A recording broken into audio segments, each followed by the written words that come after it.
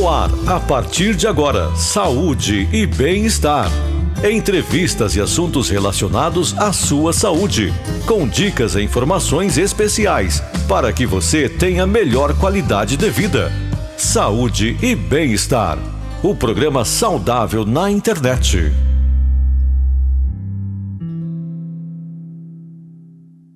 Muito boa noite, estamos chegando aqui na 92,1 para trazer aí o nosso programa Saúde e Bem-Estar desta sexta-feira, dia 8 de maio de 2020. Claro, ainda estamos vivendo esse momento complicado aí pela pandemia da Covid-19, por isso nós estamos reapresentando programas especiais que foram vinculados já aqui ao longo da nossa programação e com certeza com assuntos importantes e relevantes, e você terá a oportunidade de rever novamente. Quero agradecer a você que nos acompanha pelo nosso canal aí no Facebook, já aproveita para curtir, compartilhar com seus amigos, assim, claro, as nossas informações vão chegar a muito mais pessoas com toda certeza. Para você que nos acompanha pelo nosso canal no YouTube, já aproveita, deixa o seu like, ativa o sininho de notificações e com certeza você vai ser informado toda vez que o programa começar. E claro, também te convido a se inscrever aí no nosso canal, assim você tem acesso à playlist completa com todos os programas que já foram ao ar, para que você possa rever quantas vezes quiser e compartilhar com os seus amigos. O programa que vamos reapresentar nesta sexta-feira vem para falar de doenças neurológicas e psiquiátricas. E para isso, nós estivemos aqui entrevistando os doutores Luiz Felipe Quirino Cavalcante, é neurologista, e falamos também com o doutor Wandel Dalprá, ele que é psicólogo e, aliás, psiquiatra, e que falou a respeito desses assuntos importantes e relevantes aqui do nosso programa Saúde e Bem-Estar. Vamos rever novamente o programa nessa sexta-feira. Muito bem, claro, e você tem a opção também de sugerir alguns assuntos para que a gente possa abordar aqui o programa, aí nos nossos comentários, aí tanto no YouTube quanto também no Facebook, você pode sugerir algum entrevistado, alguma entrevista, algum assunto que você queira conhecer um pouco mais. Claro, com prazer a gente vai buscar aí os profissionais para trazer até você também estas informações. No programa de hoje, claro, a gente vai falar sobre as doenças neurológicas, doenças psiquiátricas, e eu começo falando aí com o Dr. Luiz Felipe, né, para explicar para a gente um pouquinho o que é a neurologia e quais as áreas que a especialidade aborda, doutor? Certo. A neurologia é uma das áreas da medicina que é responsável não só, como a maioria das pessoas pensam, pela cabeça, pelo crânio, mas sim pela medula, pelos nervos e também pelos músculos. É uma área com abrangência muito grande, onde a gente consegue integrar com várias outras áreas da medicina, passando desde a área da clínica médica, cirúrgica, psiquiatria.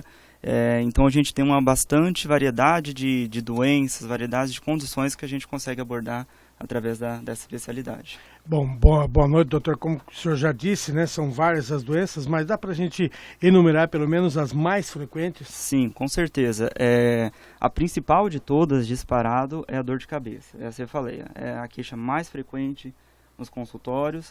Mas a gente tem diversas outras patologias, né, como a doença de Alzheimer, doença de Parkinson, esclerose, tremores. Então, na verdade, muitas doenças que aparecem, né, alterações de memória, doenças musculares, uma área bem abrangente mesmo.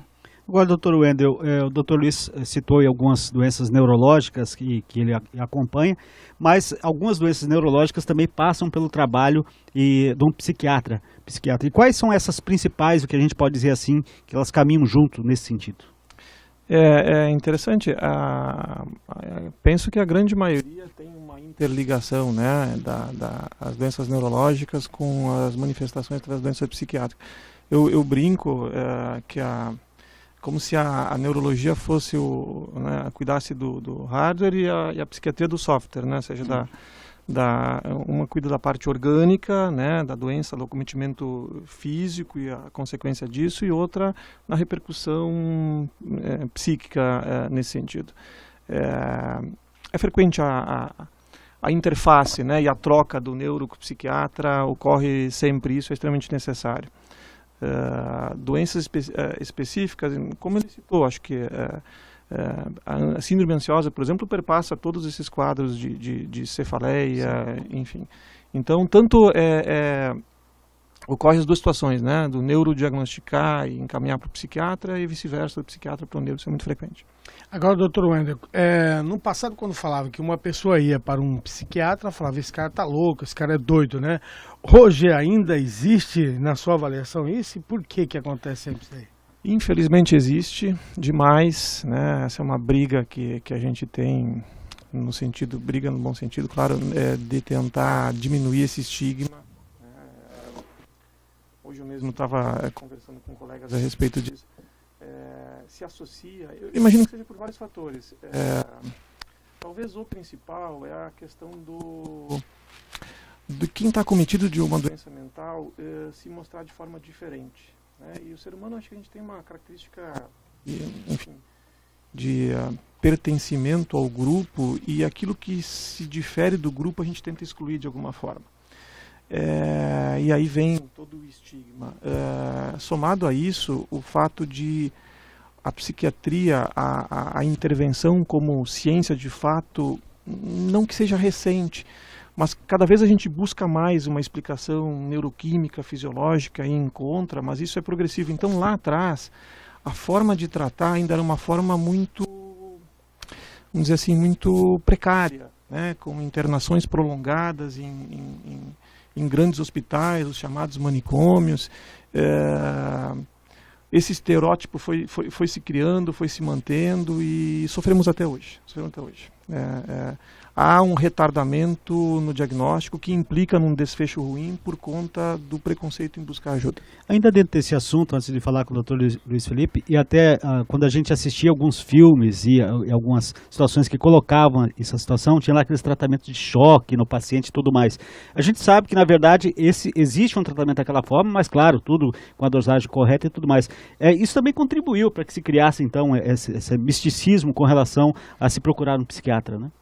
Demais, né? Ainda mais quando isso é feito por bons atores, né? Aquele Estranho no Ninho do Jack Nicholson, né? Mostrou bem isso. Eletrochoque, antigamente chamado, é um tratamento extremamente efetivo. O nome correto é eletroconvulsoterapia. É um tratamento que está sendo disponibilizado na rede pública atualmente, quase que em todo o Brasil. Que se faz sob anestesia, em que na verdade o que não se busca, a pessoa não toma um choque, né? Um estímulo elétrico altera a corrente elétrica no cérebro e a pessoa não sente absolutamente nada, e é muito efetivo. É tão seguro que a gente indica, por exemplo, às vezes para mulheres grávidas que não podem tomar medicação por uma outra situação. Só que o estigma ficou e isso prejudica bastante. Com toda certeza. Dr. Luiz Felipe, vamos falar de um dos grandes males, talvez, aí dentro das doenças neurológicas, porque muitas pessoas da população sentem a dor de cabeça. E aí, em alguns casos, chega a se transformar na chamada enxaqueca. Qual que é a diferença da dor de cabeça comum, entre aspas, para a enxaqueca? Certo. A enxaqueca, na verdade, é uma doença que cursa com dor de cabeça.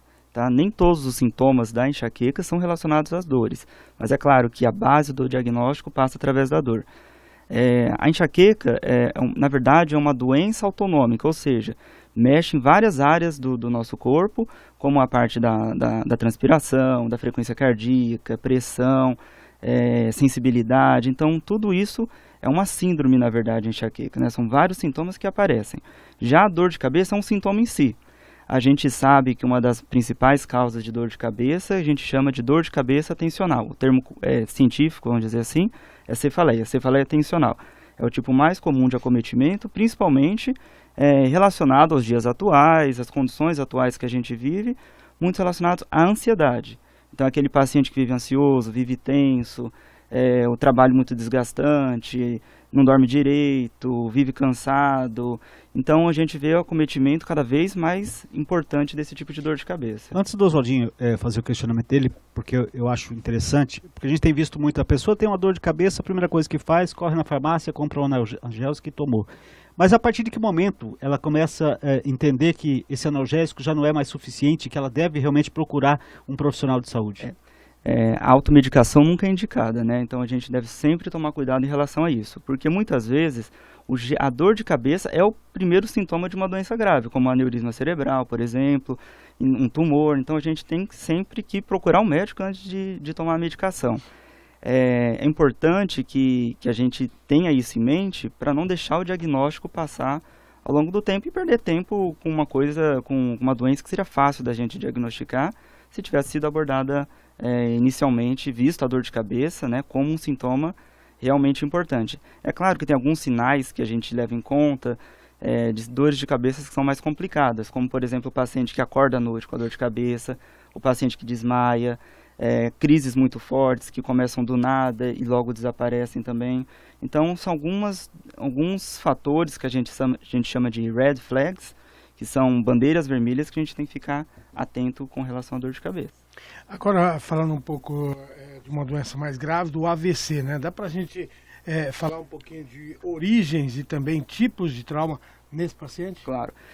Nem todo AVC dá dor de cabeça. A gente já tem que partir daí. É muito comum um paciente pensar, mas não tive dor de cabeça e AVC.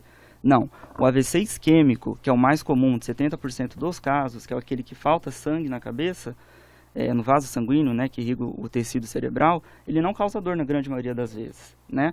É aquele paciente que fala, um lado do meu corpo ficou paralisado, a boca entortou, estou com dificuldade para falar, então não tem a dor de cabeça.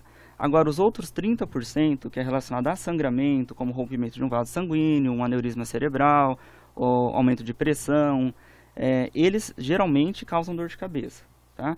Então, assim, quais são os principais fatores de risco para o AVC isquêmico? Hipertensão, diabetes, a idade, colesterol alto, triglicerídeos alto. Então, assim, você tendo uma vida saudável, com atividade física, controle de pressão, controle de dieta, controle do peso, você diminui muito a chance de ter AVC. Agora, ainda sobre o AVC, o senhor falou a idade, um fator interessante nesse sentido. Mas a gente também tem muitos casos de jovens que passam por AVC, né? Uhum. E aí a que se deve essa situação, por exemplo, que de repente ele nem chegou a passar por todas essas etapas que o senhor disse aí de controle, né? Certo. E que acabam sendo vítimas de AVC, né? Não existe um termo correto ainda, uma definição para considerar AVC em jovem, mas geralmente é dos 45 até 50 anos de idade. Paciente com idade menor que isso, a gente considera como AVC em jovem. Podem ser essas causas também, hipertensão, diabetes, mas alguns pacientes não têm. Aí entram muitas doenças reumatológicas, doenças de coagulação, algumas malformações. Então, existe uma investigação totalmente diferente para o paciente jovem no caso de AVC, que a gente consegue, na grande maioria das vezes, encontrar algumas causas, mas às vezes a gente não consegue achar também. São os casos que a gente não consegue definir, mas a gente sempre vai tratando para evitar que apareça novamente. Agora, falando ainda do AVC, a gente sabe que o AVC ele é grave, né? Dá para dizer qual que é o mais grave com o sangramento ou esse outro? Dá para se comparar, se dividir ou não? Não dá para comparar porque, na verdade, o AVC depende muito da área de acometimento do cérebro. Então, o cérebro nosso funciona como se fosse um mapa. Cada regiãozinha do cérebro corresponde a uma área do nosso corpo, uma movimentação, a sensibilidade, o fato de se manter vivo, de manter acordado. Então, depende da área. É claro que o tamanho do AVC importa, mas é muito mais da área de acometimento. Se você tiver um AVC pequeno acometendo uma área essencial, pode o paciente entrar em coma e não acordar. E pode ter uma outra área maior, só que afeta só o braço, o movimento do braço. Então, na verdade, não existe uma definição, qual que é pior, qual que é melhor. A gente sabe que 70% dos casos são isquêmicos, alguns casos são leves, muito tranquilos, até difíceis de serem diagnosticados, não diagnosticados, mas serem percebidos pela população que não tem informação e acabam passando em branco, vão indo.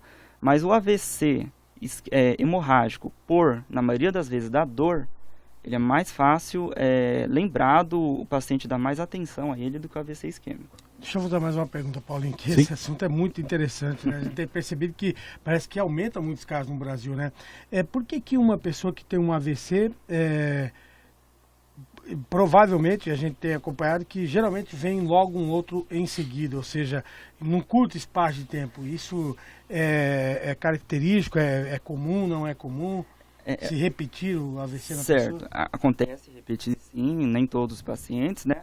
Mas o que acontece? Pelos fatores de risco serem para o AVC isquêmico, pressão alta, diabetes, idade, falta de atividade física, peso elevado, as pessoas não mudam isso.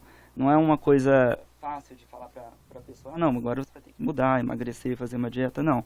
Então, por isso que os AVC são recorrentes.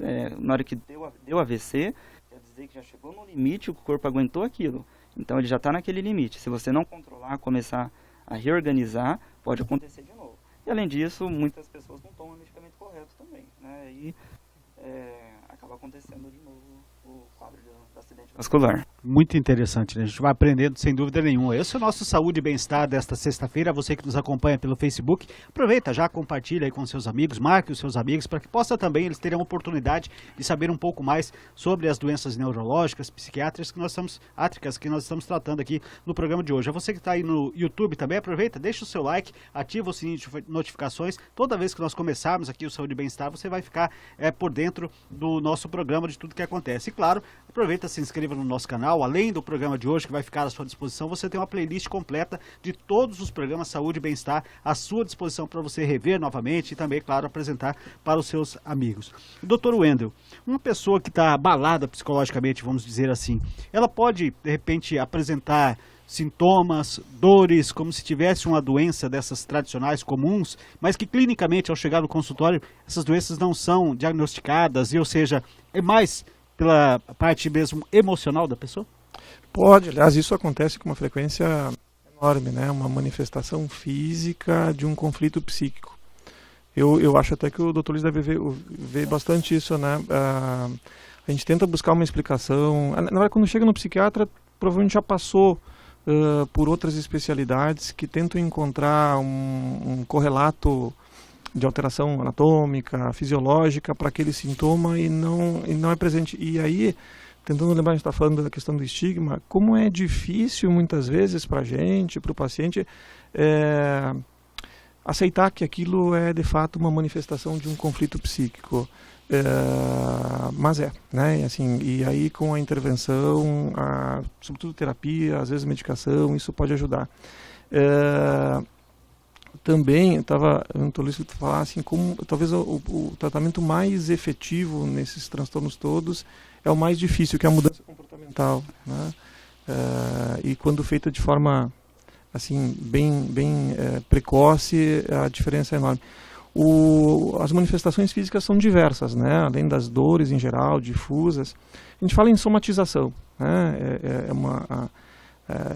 Às vezes é aguda, às vezes vem ao longo de bastante tempo, passa por inúmeras investigações, mas é muito frequente.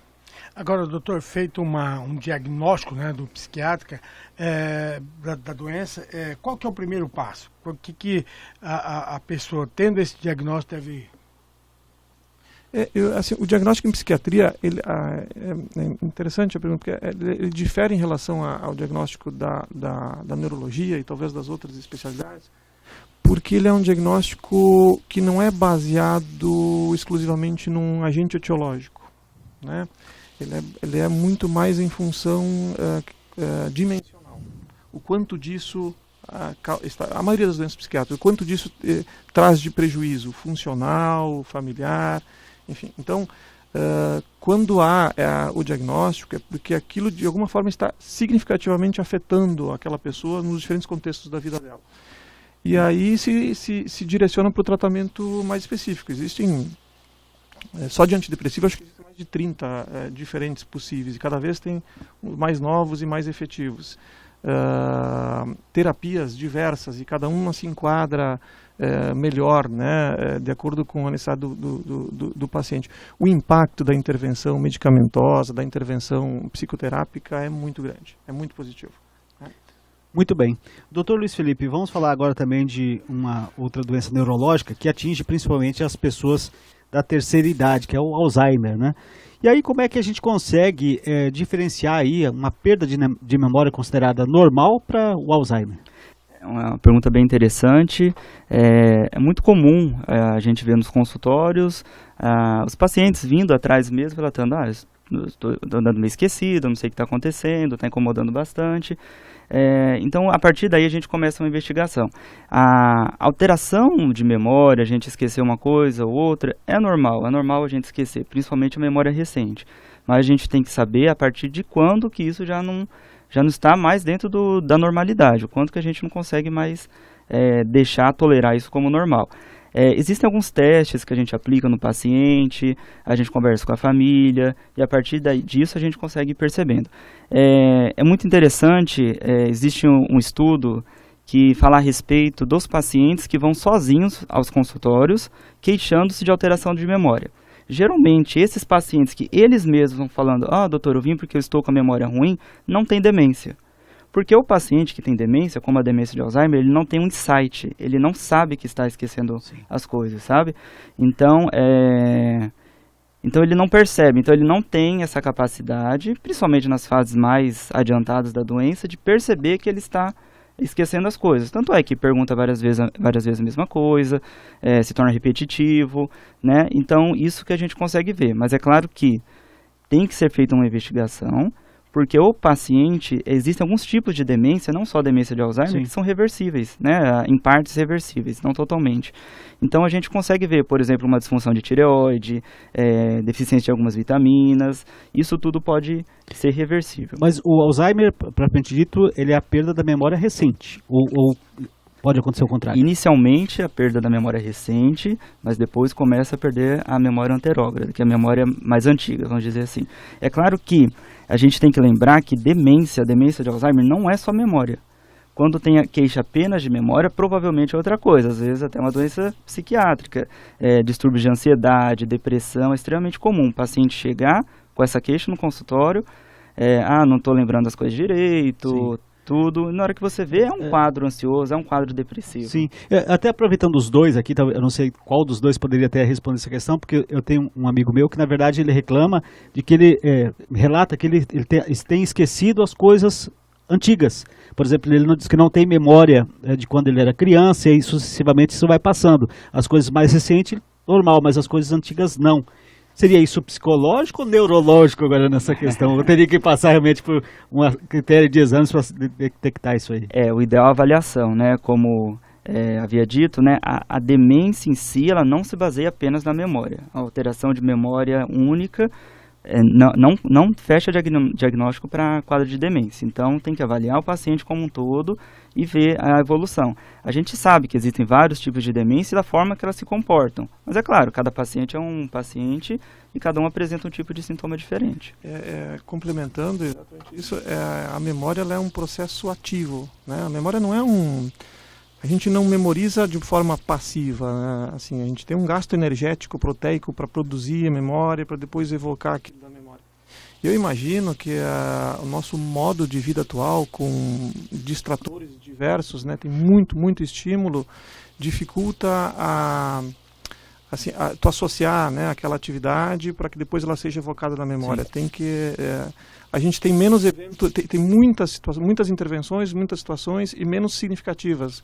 Então a gente forma menos espaço para guardar aquilo na memória. Interessante. Agora, doutor, eu quero fazer duas perguntas aqui. Primeiro, né, que o Alzheimer ele não tem cura, né? Ele não tem cura. Agora, uma pessoa diagnosticada com Alzheimer, existe pelo menos um tratamento que possa garantir para ele uma boa qualidade de vida, uma sequência de vida boa? Sim, existe, realmente não tem cura ainda, né? Talvez nos próximos anos a gente acabe tendo essa cura, mas o principal do Alzheimer não é a medicação, não é pensar, vou dar o remédio para tratar o Alzheimer, não, é o tratamento multiprofissional. Tá? O multiprofissional, quero dizer, com fonoaudiólogo, com fisioterapeuta, terapia ocupacional, psicologia, entendeu? Essas áreas todas. E não só do paciente, mas da família. É importante que a família saiba como o paciente vai se portar, como a doença vai evoluir, para ele se adaptando. Eu costumo falar para os meus pacientes, para os acompanhantes no consultório, que o paciente com Alzheimer não existe um não.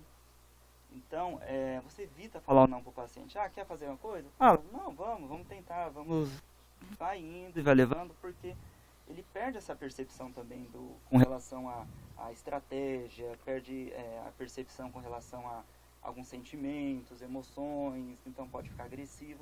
Então, não tem por que a gente tentar explicar uma coisa para uma pessoa que talvez naquela hora não esteja entendendo. Entendeu? Então, o tratamento é multiprofissional. É claro que existem medicamentos que a gente usa para tentar barrar a doença, né? São indicados até uma determinada fase da doença, depois disso a gente sabe que não tem mais garantia de funcionamento e fora os efeitos colaterais que trazem. Mas assim, resumindo, medicamento dá para a gente usar, mas a parte multiprofissional, com os outros profissionais não médicos, né, outras áreas da saúde, talvez seja a mais importante de todas. Interessante. Outra doença neurológica que está se tornando bastante comum, mas que às vezes demora um pouco também para a gente perceber, é o transtorno da bipolaridade, né? Quais são as principais características para a gente dizer assim sobre a bipolaridade, doutor? Na verdade, a bipolar é parte da psiquiatria. Tá mais com... Eu ainda acho que pode responder melhor para a gente. A bipolaridade faz parte dos transtornos de humor. Cada vez é mais diagnosticada, como acho que todas as doenças psiquiátricas. Para a gente tentar resumir assim as características principais, é um excesso, talvez, uma modulação afetiva anormal, intensa, né? Então é aquela pessoa que tem episódios ao longo da vida de depressão marcada, severa, e em outros momentos episódios de euforia. Pode ser uma euforia intensa, que seria o que a gente chama de mania, ou uma euforia um pouco menor, mais próximo da normalidade, que seria a hipomania. Adulto jovem é muito frequente, mulher mais frequente do que no homem nesse aspecto.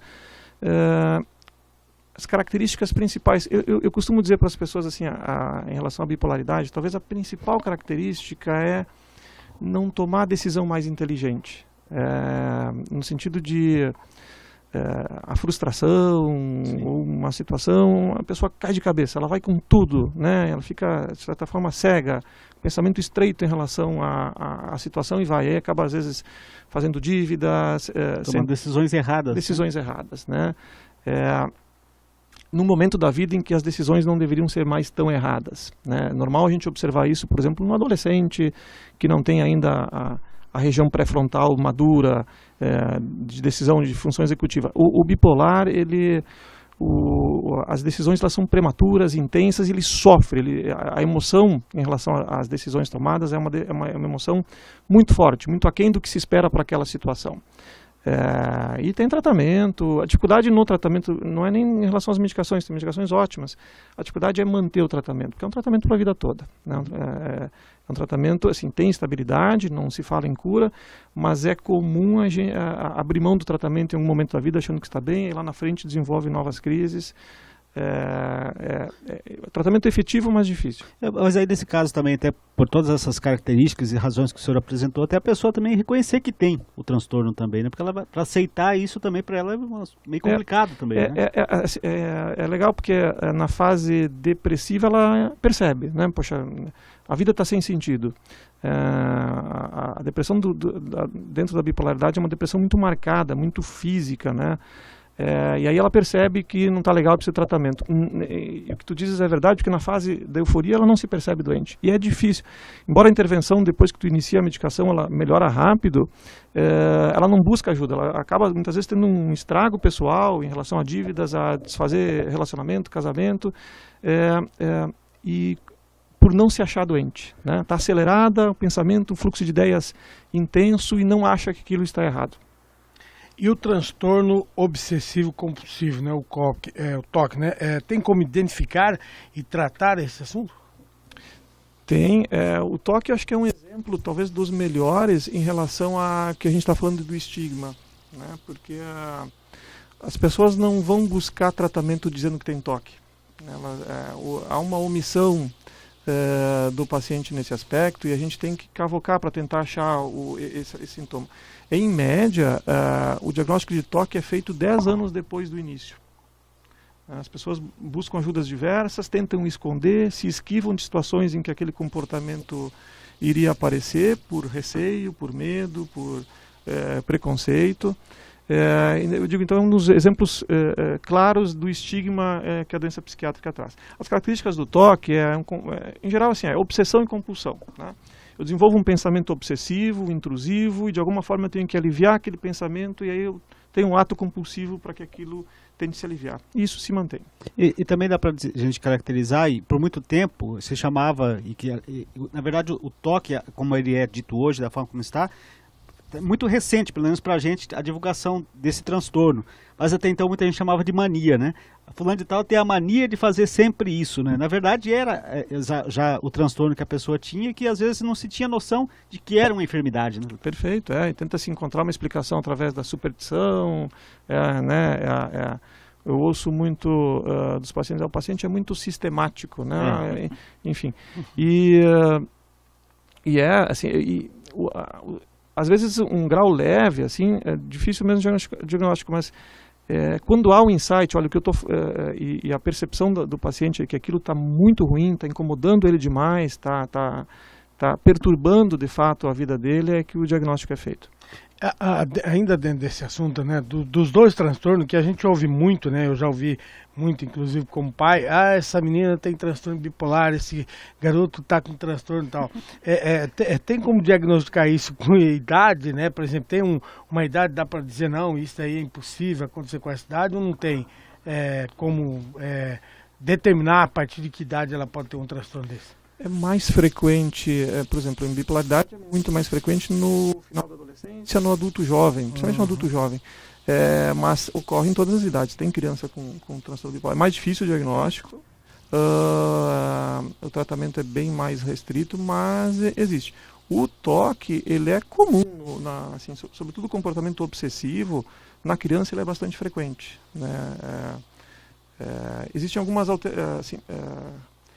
dependendo da maneira em que ele inicia, na idade em que ele inicia, há um prognóstico futuro, há um desfecho diferente lá na frente.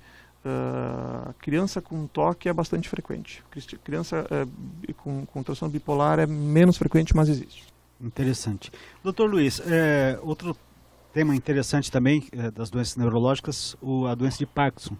Quais são as principais características dessa doença? Quando se fala em Parkinson, acredito que o que venha na cabeça da maioria das pessoas é tremor. Estou tremendo, será que eu estou com Parkinson? Mas ao contrário do que a gente acha, do que a gente popularmente é levado a crer, nem todo Parkinson treme, nem todo paciente com Parkinson treme. O tremor talvez seja o sintoma mais perceptível pela família, pelo próprio paciente, mas não é o sintoma mais comum e não necessariamente tem que ter.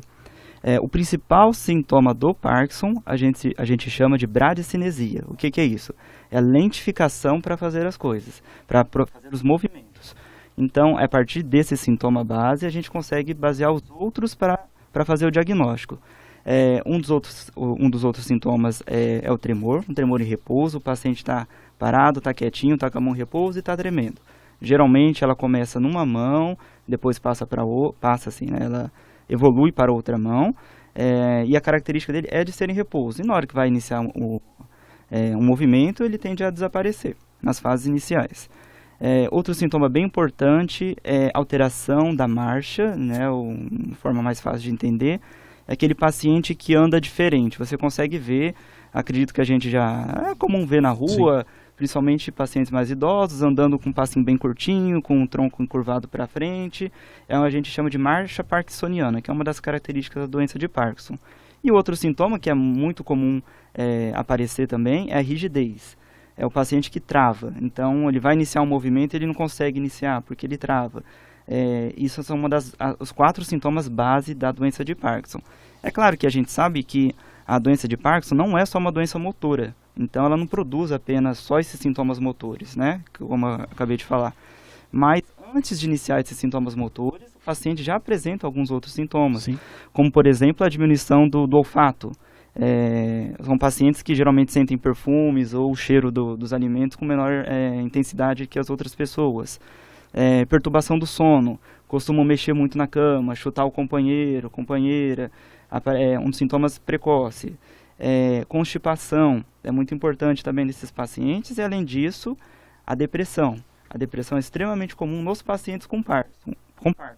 Porque a doença em si, ela altera os neurotransmissores, são as substâncias químicas dentro da cabeça, do cérebro, que a partir disso podem levar a maior predisposição a levar à depressão. E também é claro que a gente sabe que ao longo da vida, ao longo da doença do Parkinson, assim como outras doenças degenerativas, o paciente tem a predisposição, a tendência a ter depressão mais fácil do que a população que não tem essas doenças. Aí, doutor, como que é o tratamento do Parkinson? E a mesma pergunta que eu fiz do Alzheimer, o Parkinson também não tem cura, né? Não tem cura. O tratamento, mais uma vez, multiprofissional é muito importante também. Nas outras áreas da saúde é muito importante. Mas a gente tem um arsenal de medicamentos maiores para serem utilizados, né? A gente sabe que existem Parkinson, a doença de Parkinson que inicia antes dos 50 anos, pacientes jovens, então a gente sempre evita iniciar alguns medicamentos que possam levar a alguns efeitos colaterais mais para frente. É muito comum a dificuldade no tratamento devido a efeitos colaterais, mas a gente tem uma gama de medicamentos que a gente pode utilizar. Às vezes algumas complicações é porque não é muito fácil de tratar, tanto pelos efeitos colaterais, para o médico, né, tentar fazer esse ajuste, mas principalmente para o paciente. Tem paciente que chega a tomar 6 vezes uma medicação no dia, 5 vezes a medicação no dia. E não é só uma, são várias medicações. Então, o Parkinson, por ser uma doença de idosos, assim, com a maior prevalência em idosos, aliás, né, são pacientes que já tomam medicamento, já tomam remédio para pressão, remédio para diabetes, para outras coisas. Então, na hora que a gente faz o diagnóstico, a gente introduz o tratamento para esses pacientes, geralmente eles não gostam muito, porque é sempre medicamento a mais que a gente vai ter que introduzir para esses pacientes. Doutor Wendel, vamos falar de assuntos de doenças psiquiátricas também, e uma delas que também bastante comum, que a gente ouve falar bastante, que é a esquizofrenia. Quais as principais causas e sintomas desse mal? Esquizofrenia, eu acho que, sem medo de errar, a gente pode dizer que é talvez a doença psiquiátrica mais grave, com maior impacto em relação ao momento que se faz o diagnóstico. Com o estereótipo esse do doente mental, esse da loucura que se falava, acho que a esquizofrenia é representativa. 1% da população mundial é muito, né? Ela é global, não tem uma incidência maior aqui ou ali, é 1% da população mundial. Inicia no final da adolescência, eclodindo assim com sintomas bem característicos na idade em torno de 18, 19, 20 anos no homem, na mulher um pouco mais tarde, depois dos 25, às vezes mulheres com 40 anos a gente faz diagnóstico. E a principal, antigamente a esquizofrenia era chamada de demência precoce, por aí a gente tem uma ideia do que é qual a característica da doença. Então há uma quebra com a realidade, ela é significativa por este aspecto, né? A pessoa desenvolve alucinações, delírios, há uma desorganização pessoal, conceitual, né? Ela acaba vivendo em função das alucinações desenvolvidas, se torna, entre aspas, esquisito, né? E chama muito atenção, há um sofrimento tremendo das famílias a partir do diagnóstico. O tratamento é um tratamento que, com antipsicóticos diversos, tenta de alguma forma controlar, mas retornar para uma vida saudável, normal, é muito, muito difícil. Agora, dentro dessa história, dentro dessa explicação, explanação, não é o termo correto, né, mas a esquizofrenia, ela se pega, como diz assim, ela acontece em algum momento ou a pessoa já nasce com isso daí? Tem uma predisposição genética, não dá para falar em fatores específicos que levam para o desenvolvimento.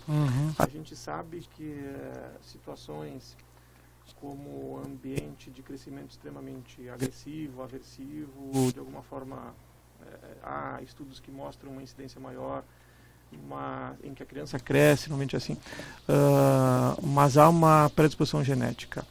Um fator que esse eu acho que a gente tem que sempre ressaltar como contribuinte no desenvolvimento das doenças psicóticas é a cannabis, a maconha, né? Assim, nessa onda que se fala em liberalização, enfim, né, se diminuiu de alguma forma a percepção de risco desta droga, o que é extremamente grave, e há uma incidência maior, pessoas predispostas, quando em uso frequente da cannabis, têm uma chance maior de desenvolver doença psicótica e até esquizofrenia. Muito bem. Dr. Luiz, vamos falar de um outro assunto também, que às vezes a gente se depara em algumas situações. Você está num ambiente e uma pessoa está tendo uma crise de convulsões. Qual que deve ser o nosso comportamento diante da pessoa que está tendo uma crise dessa forma? A convulsão primeira assim, fator, vamos dizer, assusta. Não é contagiosa. Não é contagiosa. Vai ficar despreocupado. Não toca aí que não precisa ter medo, não. Claro, é assustadora porque são movimentos estranhos que o paciente produz e mesmo quem está acostumado a ter uma mãe ver o filho tendo, ou um companheiro. Todas as vezes que acontecem, a pessoa se assusta. Não existe essa, estou acostumado. Toda vez se assusta. O que fazer? Primeira coisa, um mito que se existe que paciente que está tendo crise convulsiva vai engolir a língua e vai morrer com falta de ar. Isso não existe. A língua nossa não tem como a gente engolir ela é bem fixa, não tem esse problema, não tem esse medo. Então, não precisa colocar a mão na boca do paciente para tirar a língua. Isso é extremamente comum. Tem o risco dele morder involuntariamente e causar um ferimento na outra pessoa, né? Além de ele morder, né, a pessoa que está colocando o dedo na boca do paciente, isso também ajuda a machucar o paciente, porque fica contraindo a mandíbula, fechando a boca, e isso pode levar à fratura de dente. Mas assim, o que fazer? Primeira coisa é ficar calmo, né? Tenta fazer o máximo para o paciente. Ver que a pessoa teve a crise convulsiva, avisar um serviço de saúde que está acontecendo. Mas o que a gente pode fazer? A tendência do paciente quando tem crise convulsiva é cair no chão. Então a gente deixa o paciente no chão, a gente afasta as coisas de perto que podem machucar, que ele pode se debater, não segura, não enfia a mão dentro da boca do paciente e, se possível, vira a cabeça um pouquinho de lado. Caso venha a apresentar aumento da saliva, vomitar ou a saliva mesmo de babar, afogar, né? Isso. Apesar que é muito difícil isso acontecer também. Então assim, o que fazer? Se você não souber fazer nada, se você não se sentir confiante, não faça nada. Liga para o serviço de saúde e peça a ajuda do profissional, né? No caso, o SAMU. Agora, doutor, em relação, vamos falar um pouquinho também da epilepsia. Tem tratamento ou deve-se tomar medicação pro resto da vida? Assim, ó, a epilepsia é a doença que cursa com crise convulsiva. Né? O termo correto, inclusive, de se utilizar seria crise epilética, não crise convulsiva. Crise convulsiva existe, mas é um tipo bem específico de crise epilética, que é a que a gente conhece, que é aquela que o paciente se debate todo, baba, isso se chama crise convulsiva. Então a epilepsia, ela é uma doença que cursa com vários episódios de crise convulsiva ou de crise epilética. Existe tratamento sim, existem diversos medicamentos, mas depende muito do paciente tomar os medicamentos corretamente, de levar um estilo de vida saudável que não tenha comportamentos de risco para ter as crises, né? Porque, por exemplo, o paciente que tem epilepsia, principalmente no começo, quando a gente faz diagnóstico, deve tomar cuidado com relação a dirigir, entrar em piscina, entrar em rio, atravessar a rua, porque a gente nunca sabe quando vai acontecer. Se acontece dentro de uma piscina, não tem ninguém para ajudar, morre afogado. Se está dirigindo, bate o carro, atravessando a rua, o carro passa em cima. Então, tem que ter esse cuidado. Existem medicamentos hoje em dia, muito modernos, com efeitos colaterais muito baixos, muito reduzidos, que a gente pode usar de forma tranquila e o paciente tolera. Nos casos onde alguns determinados tipos de epilepsia, existe a cirurgia, que retira a região do cérebro que está disparando, onde tem um foco epilético, disparando a crise epilética. Mas não são todos os pacientes que podem fazer, são a minoria dos pacientes, tá? Mas tem essa opção também. Resumindo, assim, medicamento e muito o paciente tomando o medicamento corretamente também. Bacana, mas o que é bom durar pouco, né? Infelizmente nosso tempo está se esgotando, mas eu quero já aproveitar aqui para agradecer. Dr. Wendo mais uma vez esteve aqui conosco e tenho certeza que contribuiu muito para o nosso programa e para as pessoas que estão nos acompanhando também na internet. Obrigado pela participação, doutor. Olha, eu agradeço muito o convite novamente e se me convidar lá na frente eu quero aparecer de novo. Obrigado. Certamente, será convidado. Eu disse assim, veio uma vez, está sempre sendo chamado, né? É bacana por tudo, assim, né? Pela interação com vocês, Paulo, Oswaldo. Acho que o ouvinte a gente acaba ajudando. O Dr. Luiz Felipe, que eu conhecia de nome, assim, mas tive o prazer de conhecer pessoalmente. É uma pessoa fantástica, enfim. Obrigado. Doutor Luiz Felipe, claro, eu disse na abertura aqui, lhe apresentei como um jovem, mas claro que ao longo aqui do programa deu para perceber a experiência que tem na área de atuação, isso é importante, mas obrigado pela participação, se disponibilizou desde o primeiro convite e claro, os portos estão abertos e tenho certeza, vai ser chamado novamente como o Dr. Wendel aqui. Obrigado, para mim foi um prazer estar aqui contribuindo com vocês, contribuindo com a população, para a população saber que aqui nós temos bons profissionais competentes e que nós estamos dispostos, nós estamos abertos a ajudar a população da melhor forma possível, não só dentro dos consultórios, mas também na prevenção das doenças e no diagnóstico precoce, que é extremamente importante. Bacana, isso que é importante. A prevenção é o conhecimento a respeito das doenças e com certeza, de repente, o fardo será menor. Oswaldinho, aprendemos mais um pouco no programa de hoje. Obrigado. Com toda certeza. Um abraço, boa noite e sempre é um prazer estar aqui participando desse programa.